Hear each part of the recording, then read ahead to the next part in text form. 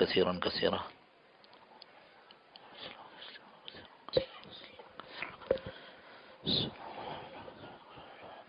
رسول اللہ صلی اللہ تعالی علیہ وسلم نے بدر کے بعد احد کے میدان میں کافروں سے مقابلہ کیا تو دراصل کافروں نے بدر سے لے کر احد تک اس کی تیاری کی کہ ہمیں بدر کی ذلت کا بدلہ لینا ہے.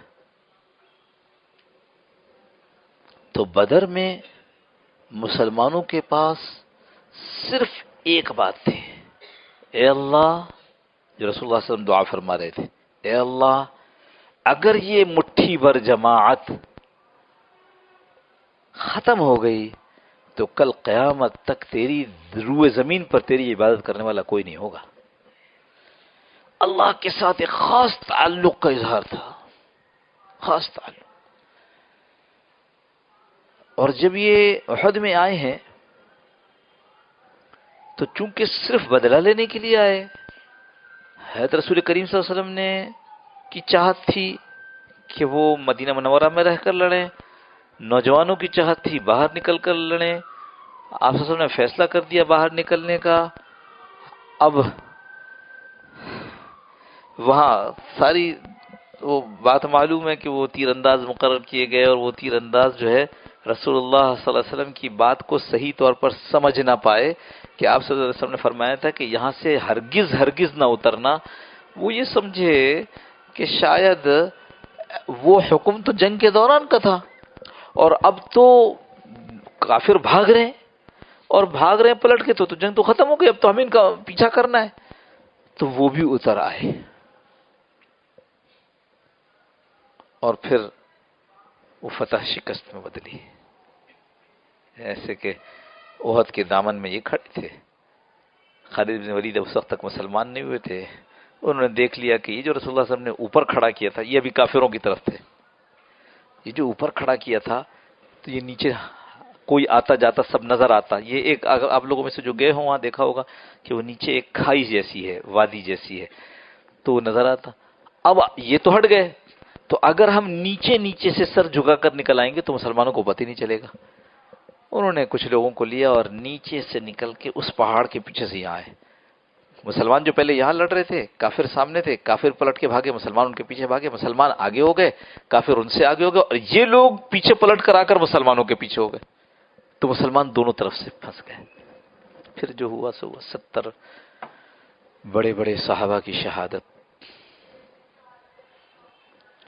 پہلا والا بدر، لا الہ الا اللہ، کوئی طاقت ہے نہیں اللہ کے سوا. اگر اس کے ساتھ تم مضبوط ہو جاؤ گے تو پھر تم بھی مضبوط ہو جاؤ گے.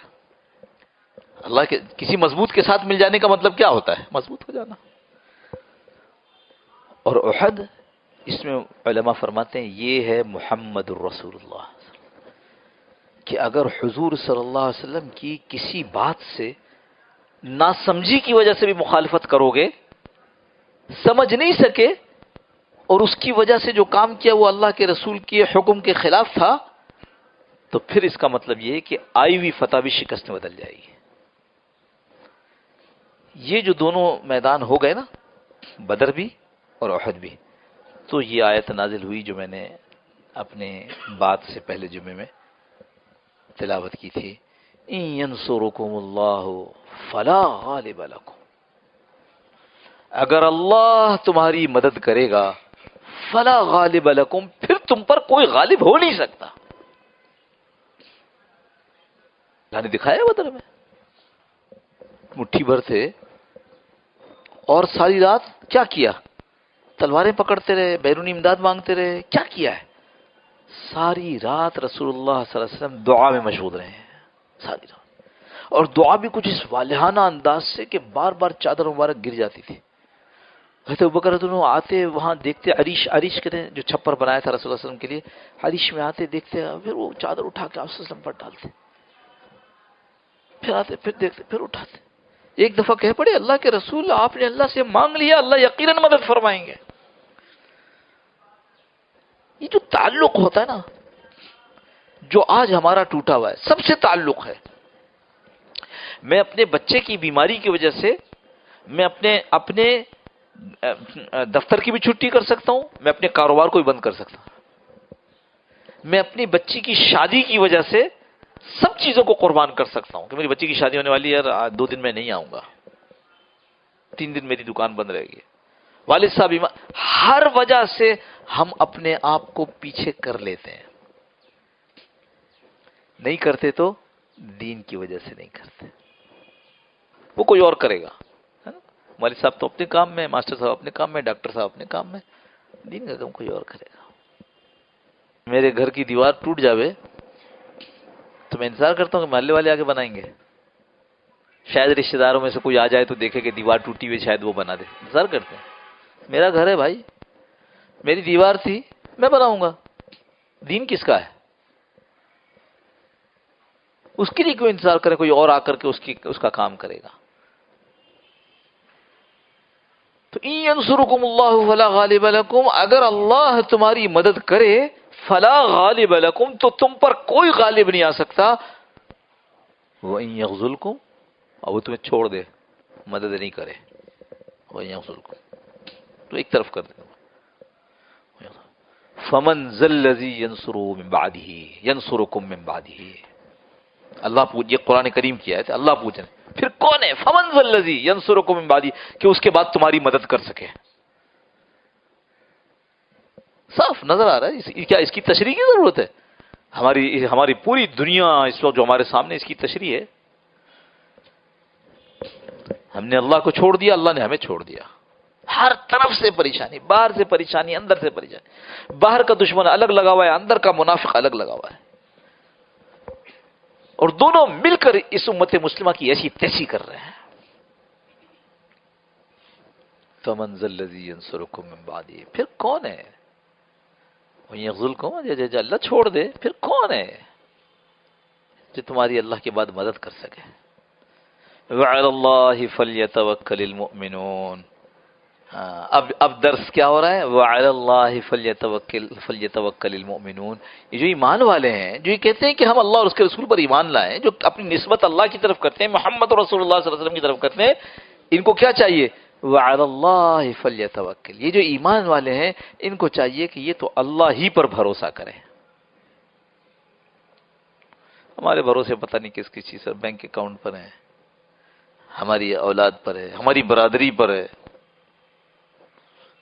ہم حکومتوں کے ساتھ چلیں گے تو ہماری مدد ہو جائے گی، ہمیں کوئی مارے گا نہیں، پیٹے گا نہیں، ہاں جو حکومت کہہ رہی ہے اس پہ ہاں کر دو، اور جو امریکہ کہہ رہے ہیں اس کے اوپر ہاں کر دو، ورنہ تو بڑی مشکل ہو جائے گی۔ کس چیز پر بھروسہ کیا ہے؟ خدا صاف، یعنی اس کا یہ جو میں نے آیت پڑھی، اس کا ترجمہ کیا، اس کا کوئی دوسرا ترجمہ ہو سکتا ہے؟ کتنا صاف ہے۔ ینصرکم کہاں سے بنا؟ نصر من اللہ فتح قریب، آپ نے سنا مدد، اگر مدد کرے اللہ، فلا غالب لکم، تمہاری مدد کرے اللہ تو کوئی تم پر غالب نہیں آئے گا، وہ ذلکم، جب تم کو چھوڑ دے تو پھر کون ہے جو اس کے بعد تمہارے، اس کا اور کیا ترجمہ کریں گے آپ؟ اور اس کو سمجھنے کے لیے کیا کوئی اور واقعات آئیں گے؟ یہ ساری دنیا اس وقت نظر نہیں آ رہی کہ ہمارے ساتھ کیا ہو رہا ہے؟ اس لیے اللہ سے تعلق مضبوط کرنے کی ضرورت ہے، اور اس تعلق کو مضبوطی کے لیے کوئی ہمیں پہاڑ نہیں چڑھنے، ہمیں تو یہ کرنا ہے کہ جو ہمارے بس میں ہے وہ ہم کر ڈالیں۔ ایک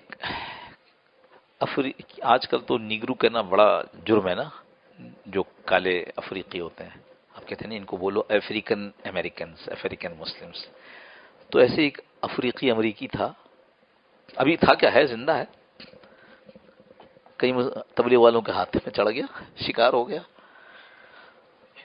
مسلمان ہو گیا، پھر وقت لگایا، 4 مہینے لگایا، بڑا اس کو زندگی تبدیل ہوئی۔ یہ وہ زمانہ تھا جب سعودی عرب میں امریکی فوج نے رہنا شروع کیا تھا، وہاں الخبر میں نیا، اس کو خیال آیا کہ میرے بس میں تو ایک کام ہے، اور وہ یہ کہ میں امریکی فوجیوں کے اندر کام کروں۔ دیکھو میں پھر جس کے بس میں جو کچھ ہے وہ کرے، میرے بس میں کیا ہے وہ میں کروں۔ یہ گیا، اور جو فوجیوں کا وہاں وہ تھا، پریمیسس تھا، جو احاطہ تھا، اس کے باہر اس نے ایک ٹینٹ لگایا، خیمہ لگایا اور خیمہ لگا کر اس کے اوپر لکھ دیا اسلامک کلچرل سینٹر. اچھا اب یہ فوجی روزانہ جاگنگ کے لیے باہر نکلے تو دیکھیں لکھا اسلامک کلچر سینٹر. کہہ رہے ہیں اسلام کلچر, اچھا یہ بھی کچھ ہوتا ہے. ان کو تو پادریوں نے بتایا تھا کہ اسلام وحشیانہ مذہب ہے اور اسلام کی طرف دیکھنے کی ضرورت نہیں ہے. تو ایک کا دکا آدمی اندر جا کر کے کہ بھیا کیا ہے, دیکھا تو وہ بیٹھا ہوا ہے.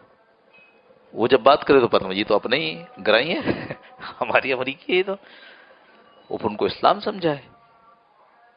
1 2 3 فوجوں نے اسلام قبول کرنا شروع کیا. کچھ عرصے کے بعد جو اس جگہ کا چیف تھا اس نے بھی اسلام قبول کر لیا اور اگلے دن اپنی بیوی کو بھی مسلمان کر دیا. یہ خبر چیف کے مسلمان ہونے کی وہاں چلی گئی. معلوم کرو بھائی یہ کون آدمی کیا ہے, کہ جی اسلامک کلچر سینٹر ہے. تو اندر ہی سے کسی نے اس کو آ کے بتا دیا کہ بھائی یہ ہو رہا ہے, آپ کے متعلق کچھ پوچھ گچھ شروع ہو گئی. اس نے خیمہ ہی تو تھا لپیٹا اور دبئی. یہ آج بھی اس کے مضامین نیٹ پر موجود ہیں. اس کا نام ہے بلال فلپس. یہ آپ کے پاکستان ہندوستان میں اس نے 4 مہینے لگائے. اور اس کی کنیت ہے ابو امینہ. ابو امینہ بلال فلپس. اس کے مضامین دیکھو گے آپ کو نیٹ پہ مل جائیں گے. ہم میں سے ہر آدمی کو اپنے حصے کا کام کرنا ہے. حاجی صاحب سے سنا, حاجی عبدالوہاب صاحب جو رائیونٹ کے ہیں بیانے بیٹھے ہوئے تھے, اور اس وقت ہمارے طالب علموں کا زمانہ تھا. کچھ ہمارے طالب علموں کی مطلب بہت مختصر سی جماعت تھی, وہ سامنے بیٹھے کہنے لگے کہ ہمیں کراچی سے فون آیا, زمانہ بھٹو صاحب کا, سوشلزم 71 کی نہیں 70 کا الیکشن تھا. تو کراچی سے مولانا احتشام الحق تھانوی صاحب رحمۃ اللہ علیہ نے فون کیا کہ عبدالوہاب سیاست میں آ جاؤ, سیاست میں آ جاؤ, ورنہ اب جو حالات آنے والے نا یہ سوشلزم نے روس کا بیڑا غرق کر دیا. یہ پاکستان میں اگر سوشلزم آ گیا تو پھر یہ تمہیں کام نہیں کرنے دیں گے. تو بھائی صاحب کہنے لگے کہ میں نے ان سے پوچھا کہ مولانا ہوگا کیا اگر سوشلزم آ گیا تو, یعنی اگر سوشلزم والے جیت گئے تو کیا ہوگا. کہنے لگے تم کو یہ لوگ مسجد میں جمع نہیں ہونے دیں گے, سب مسجد نیشنلائز ہو جائیں گے. تو بھائی صاحب کہنے لگے کہ میں نے ان کو جواب دیا کہ مسجد میں نہیں جمع ہونے دیں گے تو مسجد کے باہر کام کریں گے. اچھا وہ کہنے لگے اچھا تو تم کیا سمجھ رہے ہو, مسجد کے باہر تم 2 آدمیوں کو ایک جگہ نہیں ہونے دیں گے. تو حاجی صاحب نے کہا کہ اکیلے اکیلے کیا کریں گے.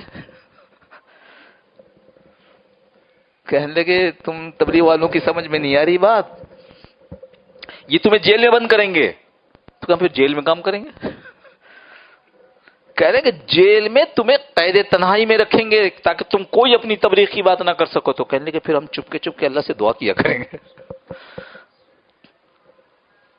دوستو میں پھر جو بات عرض کرنا چاہ رہا ہوں اس کو لیجئے گا. ہم میں سے ہر آدمی جو کر سکتا ہے وہ کر گزرے. اللہ نے ہمیں کچھ ماتحت دیے ہیں ہمارے دفتر میں, کچھ ماتحت دیے ہمیں ہمارے گھر میں, کچھ ماتحت دیے ہمارے معاشرے میں. ان پر ہمارا زور چلتا ہے. جتنا زور چلتا ہے ان پر اتنا ہی زور, اس سے زیادہ زور نہیں چلانا ہے. جن پر ہمارا زور نہیں چلتا ان سے پیار محبت کریں. حضرت مولانا صاحب مطلب پتلے دبلے سے تھے, نحیف کمزور, ایک بڑا اچھا تگڑا آدمی ہے. اس کا ہاتھ پکڑا اور کہا پہلوان جی میری تو بات تو سن لے تھوڑی. اور اس نے یوں ہاتھ جھٹکا اور مولانا جو ہے وہ نیچے گر گئے. ایسی بات ہے کمزور تھے وہ, ہاتھ جھٹکا, خبردار جو اب تو نے میرا ہاتھ پکڑا. تو حضرت اٹھ اس کا پاؤں پکڑ لیا. کہنے پاؤں پکڑنے کو تو منع نہیں کیا نا. کہنے لگا مولوی جی خرید لیا تو نے, بول کیا کہہ رہا ہے. ہم میں سے جس سے جو ہو سکتا ہے, جس سے ہم محبت کرتے ہیں اور وہ ہماری محبت کو سمجھتا ہے اسے محبت. جس کے لیے ہم اجنبی ہیں اس کی تھوڑی پکڑنا, اس کے پاؤں پکڑ لینا. کیوں؟ اس لیے کہ جب یہ معاشرہ اللہ والا بن جائے گا تو امت کی خیر ہو جائے گی, پھر امت ساری ٹاپ پر چمک رہی ہوگی. ایک بڑا طبقہ, انگلش والے کہتے ہیں کنسیڈریبل اماؤنٹ آف پیپل, عربی والے کہتے ہیں معتد بھی, ہم اردو والے پتہ نہیں کیا کہتے ہیں اس کو. ایک ایسا بڑا طبقہ جو واقعی محسوس ہوتا ہو کہ بڑا طبقہ، جب معاشرے میں سے، بلکہ حضرت مولانا یوسف صاحب رحمۃ اللہ نے فرمایا کہ اگر تم میں سے 49%، 50 نہیں، 49% لوگ نماز پڑھنے لگیں گے تو کفر کی ترقی رک جائے گی. تمہارے 50% نماز پڑھنے لگیں گے تو مسلمانوں کا تنزل رک جائے گا. ادھر کفر کی ترقی رکی، ادھر مسلمانوں کی تنزلی رکی. اور جب تم 51% نمازی ہو جاؤ گے تو کیا ہوگا؟ پھر کفر کا نیچا ہونا اور تمہارا اونچا ہونا شروع ہو جائے گا. اور ایک وکیل صاحب نے بڑی عجیب بات کہی، ہندو تھے مسلمان ہو گئے، اب انتقال ہو گیا. وہ فرمایا کرتے تھے کہ جو تبلیغ والے نا کسی وکیل وکلا بیٹھے ہوئے تھے، بحث ہو گئی تو بیچارے خود تبلیغ والے تھے لیکن سمجھدار تھے. جو انہوں نے کہا یہ تبلیغ والے سے ہر گھر کرتے ہیں اور اس کے بعد پھرتے ہیں کہ نماز روزہ نماز روزہ، ہوتا کیا ایسے؟ میں نے کہا دیکھو اسمبلی کا کورم دیکھا ہے کہاں کہ جب کورم پورا نہیں تو گھنٹی بجتی ہے. کیوں بھائی؟ قرارداد منظور کروانی ہے، گھنٹی بجائی جا رہی ہے کہ بھائی یہ قرارداد پیش کریں گے تو اتنے لوگ ہوں گے تو قرارداد منظور ہوگی، نہیں ہوگی تو ووٹنگ ہی نہیں ہوگی. کہ یہ تبلیغ والے اصل میں کھٹکھٹا کر یہ گھنٹی بجا رہے ہیں. مسجد کا کورم پورا کر لو، 51% ہو گئے، مزے آ جائیں گے. دوستو جتنا جو کر سکتا ہے وہ کرے، جو نہیں کر سکتا اللہ اس کو خوب جانتا ہے کہ اس کے بس میں تھا ہی نہیں. ہم جھوٹ اپنے آپ کو دھوکہ دے سکتے ہیں کہ اللہ ہمارے بس میں کہا تھا، وقت ہی نہیں تھا. ارے سارا دن کما کر جب گھر جاتے تھے تو وقت ملتا تھا، لیکن بیگم نے کہا نہیں آج فلاں جگہ جانا ہے تو ایک ٹانگ پہ کھڑے کہ بیگم نے کہا ہے. ایسے ہی ہوتا ہے. اللہ جانتا ہے کہ ہم اپنی صلاحیت کو استعمال کر رہے ہیں یا نہیں کر رہے ہیں. اللہ سے کوئی دھوکہ نہیں کر سکتا. اس لیے کل کے لیے ایک ایکسکیوز پیدا کر لو. جب اللہ پاک پوچھیں گے کہ آسٹریلیا میں میرا حکم ٹوٹ رہا تھا تو تم نے کیا کیا، تو میں کہوں گا میں آسٹریلیا کہاں جا سکتا تھا، وہاں تو ویزا ہی نہیں ملتا مجھے. کہ اچھا جب کراچی میں ٹوٹ رہا تھا تو کیا کیا؟ کہ اللہ کراچی میں میرے پاس تھا وقت، اچھا فلاں چیز کے لیے وقت تھا. اچھا اگر نہیں تو تمہارے گھر میں ٹوٹ رہا تھا تم کیا کر رہے تھے؟ سبحان اللہ.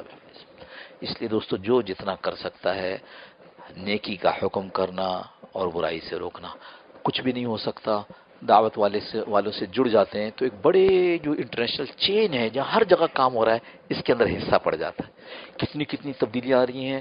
اس کا اگر کوئی سیاسی جماعت ہوتی تو ایک آدمی، میں نے تو ابو امینہ بلال فلپس کی جو میں نے قصہ سنا ہے، آپ میں سے میرے خیال ہے کسی کو بھی معلوم نہیں ہوگا. مجھے کس نے سنا ہے؟ جس نے اس کو مسلمان کیا تھا، وہ امریکی مسلمان، اس نے مجھے سنایا. کسی اور پارٹی میں ہوتا تو ابھی اس کے بڑے بڑے کتابچے چھپے ہوتے کہ دیکھو فلانی پارٹی میں نے فلانے آدمی کو مسلمان کر لیا اور اس نے اتنا کام کر دیا. تبلیغ والوں کا کوئی کام ہی نہیں، وہ چپکے کام کر رہے ہیں. لہذا جب ان کے ساتھ جڑ جائیں گے تو دنیا بھر میں جو چپکے کام ہو رہا ہے سب میں حصہ پڑ جائے گا. ہم قبر میں ہوں گے اور اعمال نامہ کھلا ہوا ہوگا. اللہم صلی علی سیدنا مولانا محمد النبی وعلی آلہ وسلم تسلیما کثیرا. اللهم ربنا ظلمنا انفسنا وان لم تغفر لنا وترحمنا لنكونن من الخاسرين. اللهم ربنا لا تزغ قلوبنا بعد إذ هديتنا وهب لنا من لدنك رحمة إنك أنت الوهاب. اللهم ربنا آتنا في الدنيا حسنة وفي الآخرة حسنة وقنا عذاب النار. اللهم أرنا الحق حقا وارزقنا اتباعه وأرنا الباطل باطلا وارزقنا اجتنابه. اللهم إنا نسألك حبك وحب من يحبك وحب عمل يقربنا إلى حبك. اللهم اجعل حبك أحب إلينا من أنفسنا وأهلنا من الماء البارد. اللهم ربنا تقبل منا إنك أنت السميع العليم وتب علينا يا مولانا إنك أنت التواب الرحيم. وصلى الله تعالى على خير خلقه محمد وعلى آله وصحبه أجمعين آمين برحمتك يا رب. جزاكم الله خير. السلام عليكم.